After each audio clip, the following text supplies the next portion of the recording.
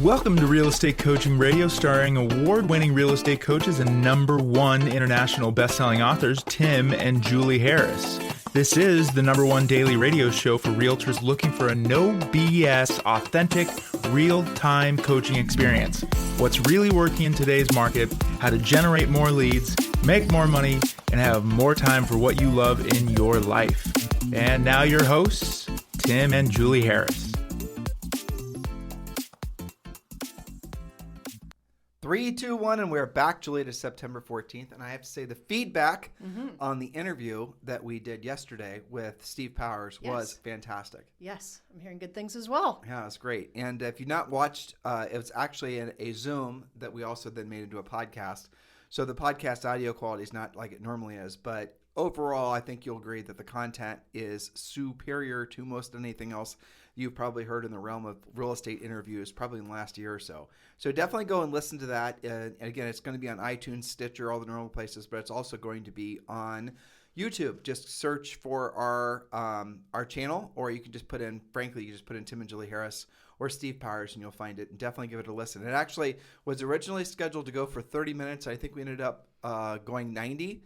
Because he and I did a lot of role plays. We shared a lot of scripts. We did a lot of fun stuff like that. So definitely check that out. And it inspired that interview, I noticed, from the content that Julie has presented or has created for all of you in the next couple days. I could tell the Steve interview has inspired Julie to really drill down on a omnipresent, always favorite topic of all of our podcast listeners and our coaching clients and frankly us, which is... Well, we're talking about how to specifically expand your center of influence, but also how to go about actually talking with them. This is one of those quintessential questions that comes up all the time. And in fact, I think that this question came from Premier Coaching student and podcast listener Grace after the Steve Powers interview. And she just simply wrote, she actually posted on the private Facebook page for our Premier Coaching members. She said, I have issues speaking with my center of influence that I've not communicated with in a while. That should be resonating with virtually every podcast listener out there. Yeah, but everyone's guilty of that, by the way. So Grace, you're not alone. That's right. She said, I don't want them to think I'm only calling because I need referrals. What should I do? Is there a script? So yes, I think this does apply to newbies and grizzled veterans and everyone in between. Every podcast listener, this is an ongoing question. So let's start out with a mindset point around that. So the fact is, Grace, as lovely as a person as you, I'm sure you are, and as amazing of an agent as I'm sure you are, these people, your centers of influence and past clients who you feel neglectful of, have not probably thought about you or kept track when the last time was that you communicated with them. Okay? Yes. Newsflash, they did not put a star on their calendar last time you left them a voicemail, sent them a text, posted something on social, or maybe even called them. So they don't, they have not, like, when the awkwardness that you are creating for yourself about thinking that they're going to somehow have wondered why you haven't contacted them in forever, and now you're just contacting them because you're just wanting something out of them. That's 50%. You should be able to self-resolve when you accept the fact that most people never think about anything other than themselves, and maybe their kids, and maybe their spouse, and maybe only for like 5 minutes a day. Because most people are very, very self-absorbed. And you can tell that when you talk to people, right? They're always focused in on themselves, which, by the way, is going to make method 1 for expanding your centers of influence and past clients. We share with this first point with you guys all the time, but it's so powerful. It's incredible. Oddly enough, we found ourselves actually sharing this point with a couple FBI agents that are our friends. Yeah, we have some friends that are in the FBI that live in our near our community here in Puerto Rico, and we're friends with them. They have kids our age, the whole thing, and we had a very, very interesting conversation with them. Just social stuff, but we ended up telling them about the Ford technique, and it was fascinating to me that the people that had gone to Quantico that were FBI agents would have found that so interesting. But here's the point. When you are thinking about Grace having the thoughts that they're going to be thinking that, well, Grace is just calling because they want something out of me or she wants something out of me. So the first thought is they only think about themselves. So you should hopefully be able to resolve that one, that little first part. The second part is you just need to bring something to them of value. So if you're calling them and you're bringing something to them of value, and we're going to talk about that when we go through this podcast series, then they're going to not just appreciate your call, but they're going to look forward to your future calls. And the way to do that is, well, frankly, with the scripts and techniques we're going to share with you. But really, if you are just, here's a mindset thought for you. What you want to become, let's say, for example, you go to Starbucks every morning, or you go to the gym every morning. You just go someplace every morning, and there's somebody there that maybe it's 3 times a week, and there's somebody there that every time you see that person, you just are magnetically attracted to them. Have you ever asked why? Why is it that why are there some people in your life that you just automatically want to be around? And what are the qualities that those people have? That's that sort of je ne sais quoi, or the it factor that people really aspire to have. And oftentimes people will give a lot of credence to how they look and how they carry themselves and posture and all the rest of it. And all those things are true. But the fact is, if I've known plenty of people that do not put a lot of thought into how they actually physically look, but then have that je ne sais quoi because they have the other qualities that we're going to share with you on this podcast series. So number one thought, Grace, is they aren't thinking about you, and that's not a slant against you. That's just the reality of how every human interacts with other humans at this point. And number two is if you're calling them with something of value, and that something of value is that they look forward to hearing about, then you're all of a sudden going to find that they look forward to not just seeing you, but having conversations with you. That's right. And that's all coming up in our different methods. We actually have 5 different methods. We probably won't do all 5 today, about how to expand and more easily speak with your center of influence. And you just hit our top points here. Just to get this in your notes, the first one was make it all about them. When you stop making it about you, Tim, to your point, they are not thinking about you. It makes it ever so much easier. But start with that in your head, though. That's right. Talk to yourself first before you worry about talking to them. So make it all about them. The next thing you said was bring something of value. I wrote down, don't be weird about what you do. You make it harder on yourself when you make yourself uncomfortable being a salesperson. All right, let's stop there because that's really that's a very salient mindset point again. It is. So if you're thinking about, test yourself on this, listeners, right now. There's tens of thousands of you that listen to us on a regular basis. This is the number one listened to daily podcast for real estate agents in at least the United States. So here's a question for you, and I want you to really do this.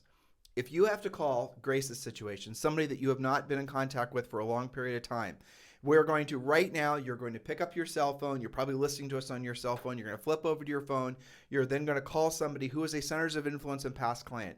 And you're calling that person with obviously the intent of reconnecting, bringing value, but also you're hoping to generate business from that reconnection. What are all the thoughts that are bouncing into your head right now? You're going to make the phone call right now. Your fingers are now about to hover over the numbers on your phone, and you're going to call that person. What is filling in your head right now? I'll tell you. I don't want to bother them. I don't want to bug them. I don't want to interrupt them. Yeah, exactly. Fear. You don't know what to say. You don't know how to say it. So you're gonna. What happens if they say this? What happens if they say that? How am I going to feel? How are they going to look at me? How are they going to? So what happens is your ego is all of a sudden hitting you with this big, like cartoonish sized bat.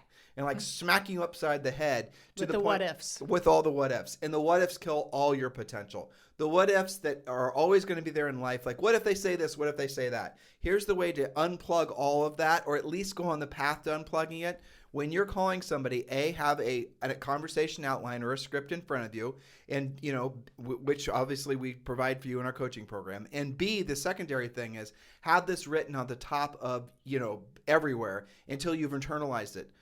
What can I do for you? How can I be of service to you?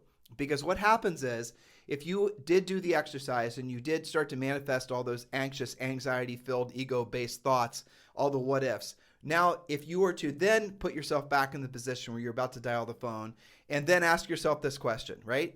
I'm going to call this person and I'm going to bring something of value to them, which I know that they will they'll appreciate, and I'm going to make their life better. In other words, you've moved the conversation internally away from all the what ifs your ego wants you to basically be fearful of, and you've moved it towards how can I help that person? That's how you move past your natural, egotistical, and that is what it is, fear of basically being of service to other people. You move the conversation in your head away from making it about you and filling your head with all the what ifs to being about them and being of service to them. And Julie's going to make this very practical with her first point. Yes. So our other 2 thoughts were get great at the Ford memory jogger. We're going to talk about this on virtually every method that we're presenting to you.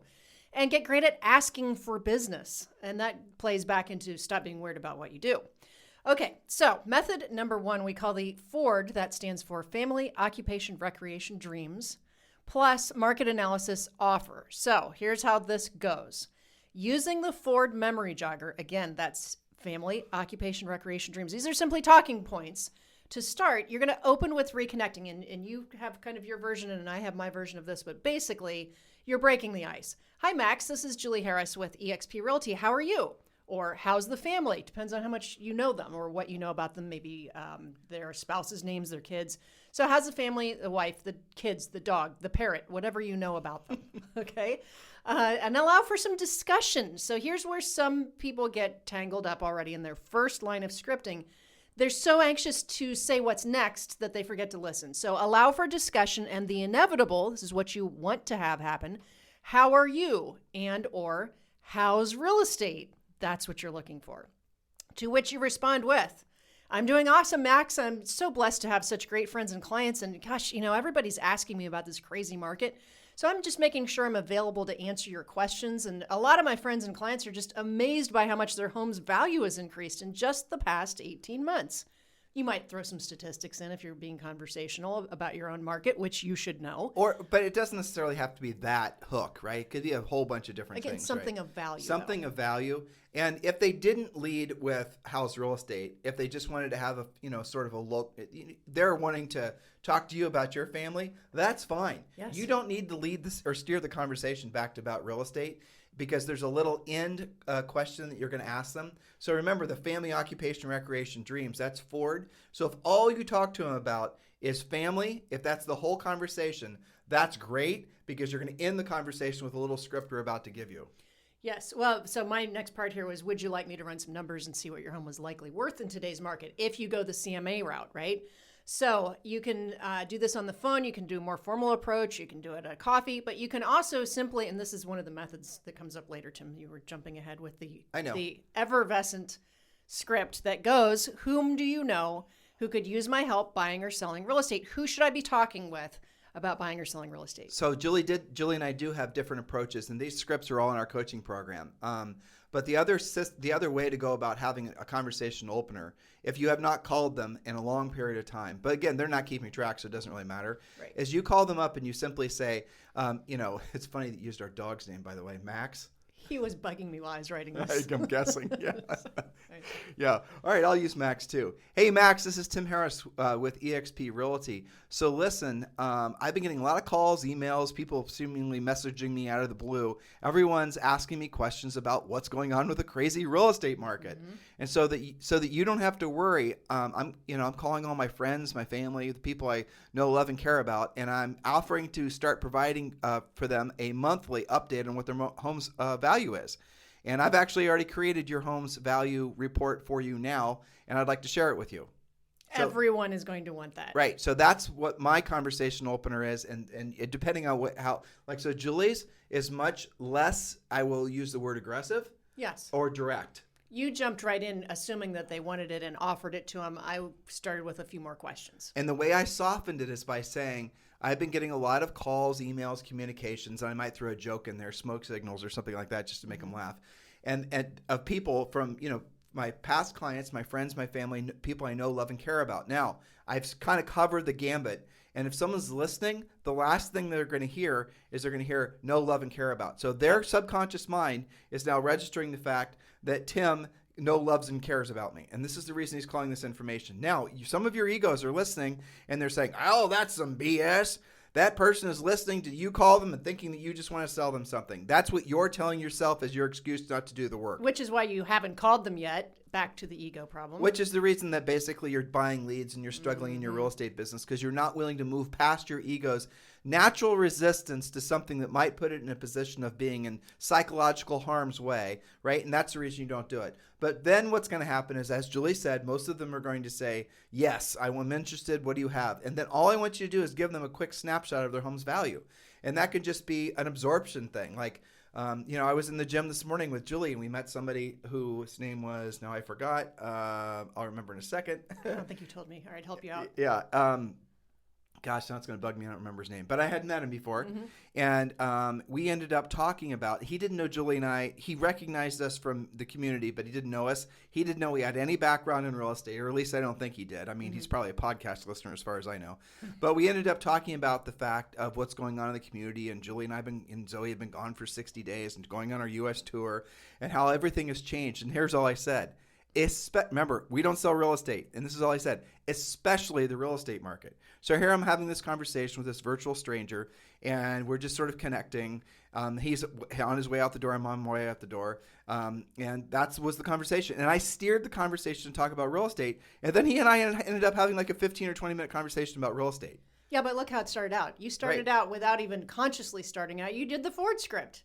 You talked about our family being on our 60-day road trip. That's F for family. Right? Yeah. Occupation, I think you guys probably, did a little bit of We that. did. Recreation, you're in the gym, Right. right? I mean, the Ford thing is such, once you get used to doing it, it just becomes part of you. Right. And it's so conversationally valuable because of just the pattern that it creates. But all I was doing is just asking him questions. Yes. And it naturally, as you said, steered back towards real estate.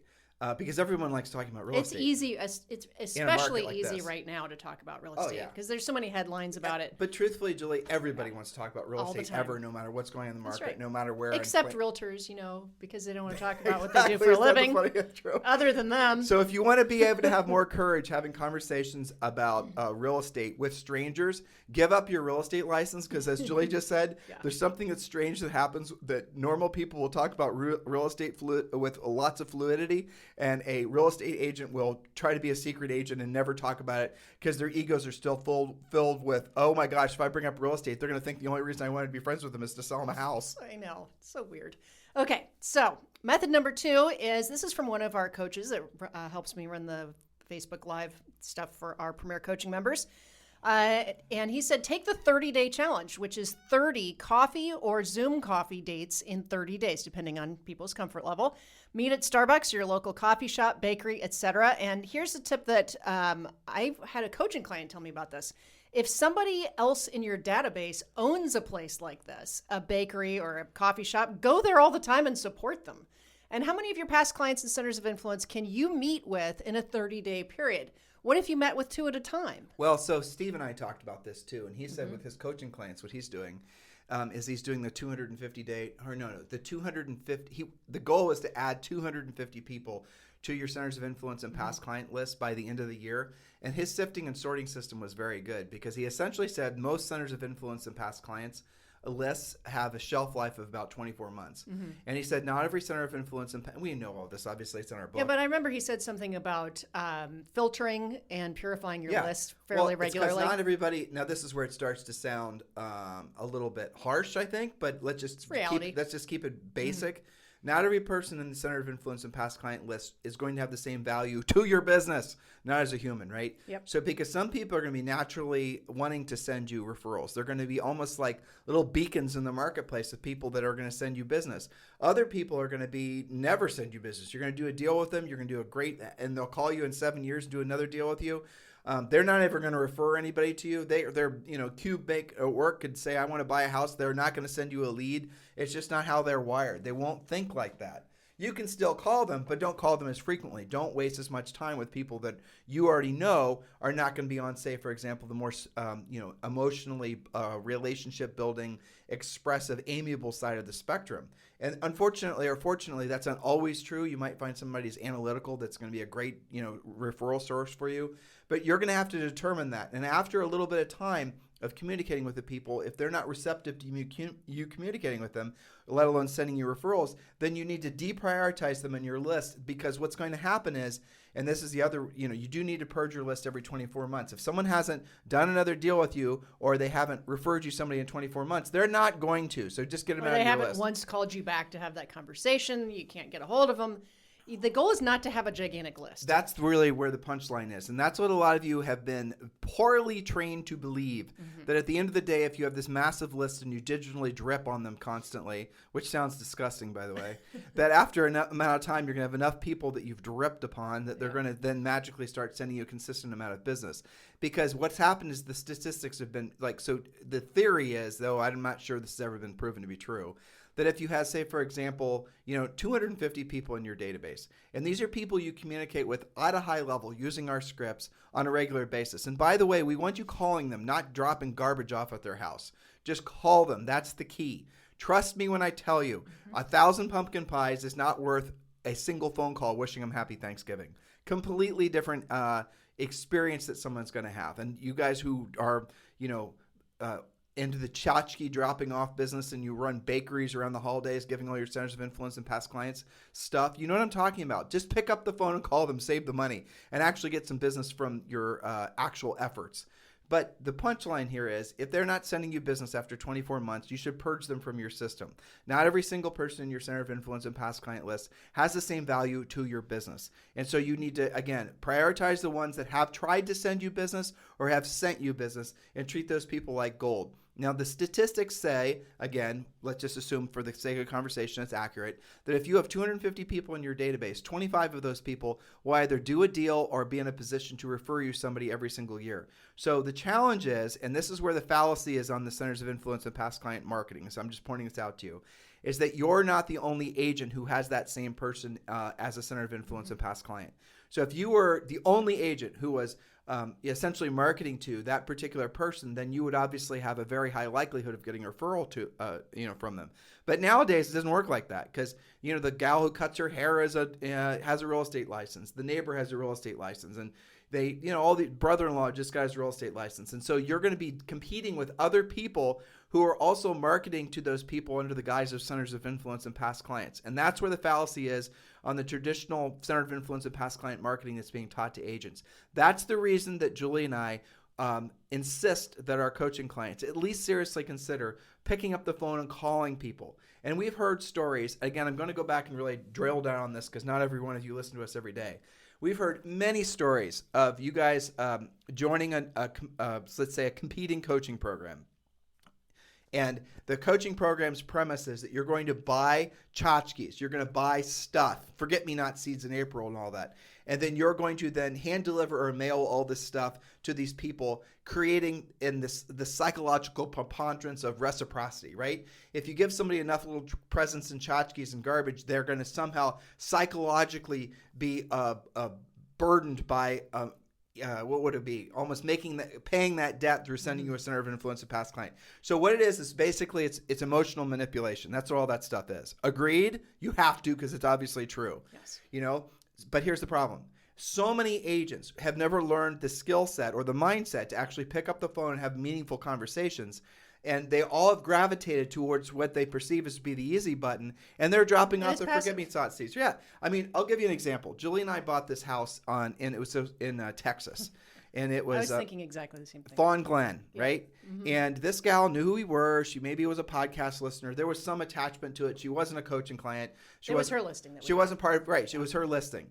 And anyway, so we went and, we bought the house. It was her listing. We didn't use a buyer's agent. We, it just came for sale. We wanted to buy it. We didn't screw around. That's how we roll, how a lot of your buyers roll too, by the way, which is the reason that you need to be the listing agent, because buyers are all going to listing agents directly. So, we bought the house from her. I think we paid whatever she was asking. It was fine. We knew it was going to be what we wanted. It looked like a junkyard when we bought it, but we made it really nice. Fixed it up. Yep. Yeah. And, in that house, we bought it for $375,000. 365. And how many years ago did we buy that? 4, maybe? Yeah. Maybe 5. Now we put some money into it, but now it's worth $750. I mean, that's insane. I know. That's Central Texas for you. Yeah. Well, so she, and we are in contact with other agents in the marketplace too, who we looked at properties and maybe we want to look at this or the other thing, and they added us their centers of influence and past clients. So we started getting she and other agents were all dropping off the same exact tchotchkes at our house at almost like the same exact 2-week period. Like soon as I remember all these little plastic doodads with her business card. Rain gauges. And rain gauges. And it's also why at least an acre of that property actually blooms with forget-me-not seeds because there were so many of them. Yeah, but even at our other property, we'd have agents that would start dropping off this stuff. And what they didn't realize was there were 5 other agents dropping off the same garbage at our door, and all of it was going to the trash can. And none of them stopped to have a conversation or knocked on the door. None of them called us. I know. Now, maybe they're afraid of us. I don't think that's the reason why. I mean, Julie's kind of scary, but I'm certainly No, but I'm like a puppy. We do talk about some of these pop-by things. We do a wrapping paper thing that we talk to coaching clients about. But the key is to knock on the door. Okay, so here's a funny story. I had a coaching client say, I got like 300 this is basically around Christmas time, you do a roll of wrapping paper and your business card, and you have a little saying that's like, friends, don't let friends get wrapped up with the wrong realtor. You make it fun. You put a candy cane on the top. We'll talk about that in the holidays. So it's not that we're so adamantly against the idea. It's just that the point can be lost. You're supposed to be talking to people. Well, yes. This coaching client was like, I don't know where all my business is. I got 200 of these things out. I said, well, tell me about how your conversations went. And she goes, well, I didn't have any conversations. I just drove by and threw them on the porch. And I'm like, okay, you're missing the point. And these other coaching companies that are basically margining all this junk that they're selling to these agents. Well, they're not really a coaching company, are they? They're selling tchotchke to realtor business. You buy $250 rain gauges from this company, and they send them to you. They're sitting in your office, like sort of staring at you like some sort of evil demon, because you're somehow supposed to get these out to the door. And maybe you're not gonna. How are you gonna actually? You're now supposed to go and drop all these things off at the doors, have some kind of conversation. You're not gonna have time to sleep.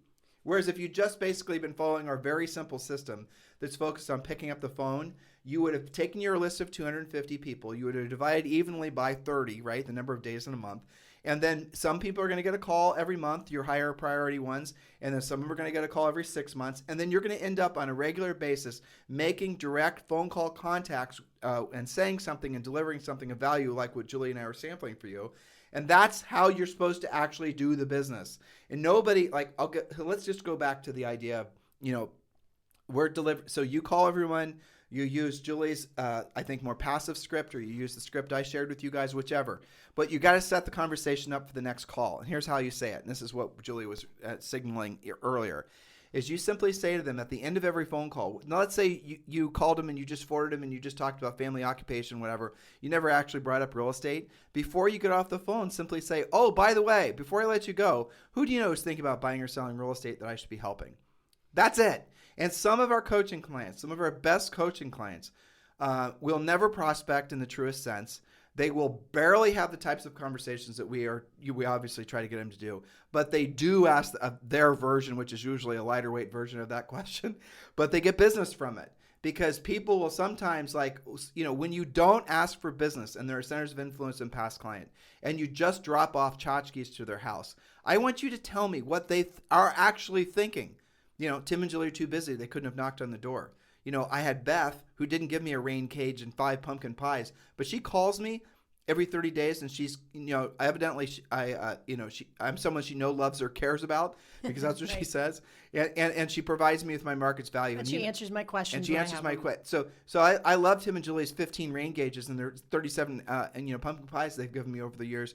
But I'm definitely using Beth, because she and I are friends, because she's been calling me on a regular basis and answering all my real estate questions, and I haven't had to think about it. Mm-hmm. You guys see the difference? There's a huge difference. It's everything. So stop being weird about it. It's the whole ball of wax. Yes, stop being weird about it. Okay, I think we're going to do our further methods tomorrow, unless you feel like we have time to. No, I'm trying to get you to, sometimes you and I are so used to presenting this information because we've had so many coaching calls. And we obviously, our podcasts are more about an overview, right? Mm-hmm. This is a 30,000-mile view on our center of influence and past client. Mm-hmm. So some of you are going to feel inspired to actually want to build your center of influence and past client business in a way that doesn't require all your time, effort, and money to get the maximum results from it. We have a whole section in Premier Coaching that's all about that. And it's one of our favorite sections. And by the way, center of influence and past client, that is the very first spoke that we ask for all of you to create for your lead generation wheel. And in some cases, dare I say, once you really have built a robust center of influence and past client spoke, the other spokes, depending on who you are in your market and how effective you are at working it, your other spokes, they don't necessarily have to be proactive lead generation. Yeah, our clients that are really good at this particular spoke, I have to say they tend to be happier, because these are relationships, right? This is the kind of deal you guys all love. If you could choose something, it would be somebody referring to you, or a past client, or repeat client. So our clients that are really good at this, I would agree with you, even though, of course, they have other spokes going. If this is the lead spoke, it puts less pressure on having to be great at all this other stuff. Exactly. And many quickly realize that the other stuff they don't even have to do. But I'll tell you that a center of influence of past client-based business is if you have a high enough sale price, if you work this well, like what we just, we're going to tell them the next couple of days, you probably are pretty much set. Well, this is true. The only cautionary tale I would put out there, because I agree with you, is that you have to be very consistent talking with them.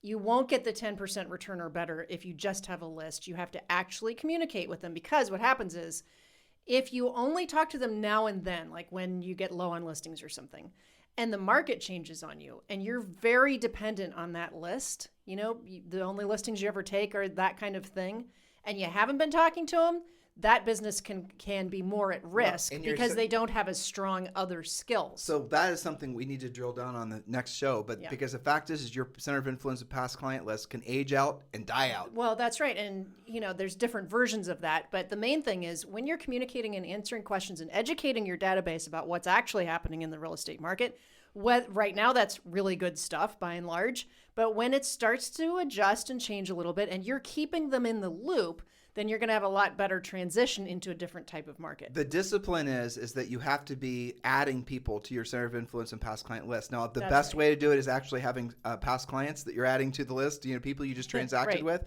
That's ideal. But there are other things that we teach you how to do. Those are future points. And that's the future points that we're going to be talking about. We just shared with you some of them. It just happens organically when you're just out and about and using Julie's Ford script. It should, right? Yeah. Then you're going to add more people. Bobby was his name. Yes, that's right. Bobby. So Bobby, who I met at the gym this morning, right? If I were in real estate, I would have gotten his information and I would have added him to my center of influence and past client list. I would have said, and I would have said to him, is it okay that I contact you periodically and let you know what's going on in the real estate market? And he would have, of course, said yes, right? Boom. Bobby's new center of influence and past client. How many people does Bobby know? Right? So that's how you start to expand. How many added people does Bobby know? So I'm going to call him. I'm going to give him his update of what's going on in the market. And then I'm going to say, hey, Bobby, by the way, who do you know who's thinking about buying or selling real estate that I should be helping in this market? And he probably will not give me anybody for maybe the first, maybe one or two regular contacts. But I promise you, he's going to start being a bird dog for us in the community and letting us know about people that he heard of that might be interested. It's not because he wouldn't have known or doesn't know, 1,000 other agents. It's because we ask. Yes, it's the conversations. Why. It's a conversation. You made me think about the gentleman we met with last night. Very interesting, fascinating business. And that was also, you didn't realize it, but also a result of the Ford script, because we're talking about occupation and a very specific twist to the real estate business. You're talking about the yacht guy? Yeah. Yeah. A totally different aspect of real estate, but it was conversational. And, what a great connection. You talk about who they know and who they know. It's all about making those connections. So one of our coaches had a saying back in the recession that secret agents have skinny kids. Yeah. You can't be out and about, out in the wild, and be weird about real estate. You have to talk about what you do. And especially in times like this where everybody's got some curiosity about it. When you interviewed Frederick Eklund, he said, everybody has real estate on their mind. Everybody. They're talking about leasing, buying, flipping, selling, renting. Everybody has some question about it. That's ultimately a mindset point, because agents believe that leads are scarce and hard to come by, so much to the point where they'll spend, and the number really is, it starts with a B, billions of dollars per year, in essence, on basically paid lead generation, right? Building funnels and buying ads and doing all this digital stuff, or just buying leads directly from like Zillow and whatnot. What they don't realize is that there's no shortage of leads. Leads are everywhere.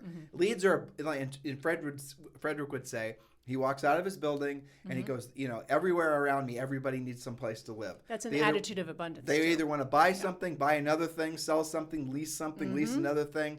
They want to buy a place in Paris. Flip something, develop something. Exactly. Everybody around him is he's surrounded elbow to elbow with opportunity. He doesn't. So it starts with not thinking that it's hard to find, realizing that it's everywhere. But your job is to essentially, of all the people around you, then determine, and this is what we teach you to do in our coaching program, which one of those people have the most urgency to actually want to transact. And that comes back to a skill set that some of you, frankly, will never learn. And I realize that, because what we're saying makes sense to you, but the emotional disconnect is the effort that's required. That's right. And ultimately, that is the truth. And I know, having done this for 2 decades, I know at this point that some of you are not yet ready to listen to what we're saying. And I accept that.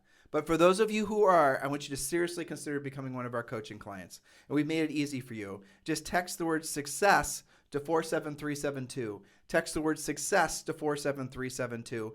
And we're going to text you back, and we're going to give you a book that you can download, but also you're going to be entitled to a conversation with one of our new member coaches. So go ahead now and text the word success to 47372. Now, I want to also underline something. A couple weeks ago or a week ago, we talked about the fact that we were going to create our fourth quarter plan. Yes. Okay, we really thought about that, and what we want to do is we want to actually enhance that because there was a lot of interest in that. We want to enhance it. We're going to make that into an actual, I would say, coaching program. So there's going to be information coming on that probably in the next 2 weeks, obviously in plenty of time for fourth quarter. But in essence, the goal is going to be to create a massive amount of motivation, action, and then obviously results for all of you guys in fourth quarter so that your first quarter takes off like a rocket ship. That new program is going to not be expensive. It's going to be available to everyone. It's going to be unique. And it's going to be, Julie and I and our coaches are going to provide the content and obviously the ongoing training. It's going to be a 90-day program, obviously designed around essentially giving you the most motivation for the last quarter of the year into the new year. We have yet to name it. Yes, but it will be coming soon. But that will be included with Premier Coaching. So those of you in Premier Coaching, we're going to include that. So no worries there because we want you guys to be extremely successful as you wrap the year up, which is amazing to think of since it's just barely September, but still here we are. I know. Refer to previous podcast where we're having you count the numbers of actual work right. days. What was just it, a reminder, 70 to 80 at this point, maybe a little bit less. It's incredible. So guys, thank you for continuing to make this number one listened to daily podcast for real estate agents in at least the United States. And I say that because we're listened to in over 60 different countries. We really sincerely appreciate the honor of being your coach or your future coaches. So if you want to talk with Julie and I about joining us at EXP, if you're EXP Realty, if you're EXP Realty bound, as many of you are, and you're looking for a sponsor that's going to be proactive in your success at EXP, and you've not yet chosen your sponsor, Julie and I are formally applying for the job of being your sponsors at EXP Realty. Please text me directly at 512-758-0206. That is my cell phone. Please do not call. Please do text. 512-758-0206. In the meantime, have a fantastic day, and we'll talk with you on the show tomorrow. This podcast is a part of the C-Suite Radio Network. For more top business podcasts, visit c-suiteradio.com.